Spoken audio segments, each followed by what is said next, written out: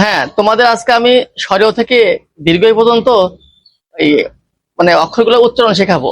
সেটা হলো রোমান্টিক উচ্চারণ। ठीक है समझ गया। যেমন স্বরেও, সাধারণত স্বরেওতে উচ্চারণ হয় স্বরেও অ।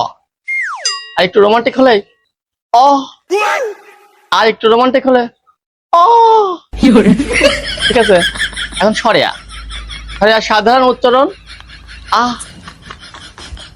একটু রোমান্টিক হলেই এটা হয় আ, আর একটু রোমান্টিক হলে আ। এবার হলো রস্যই। রস্যই সাধারণ উচ্চারণ ই, अच्छा একটু রোমান্টিক হলেই ই, আর একটু রোমান্টিক হলে ই। এবারটা হলো দীর্ঘই। দীর্ঘইতে ই, এর সাধারণ উচ্চারণ ই, একটু রোমান্টিক হলেই ই, আর একটু রোমান্টিক হলে ই।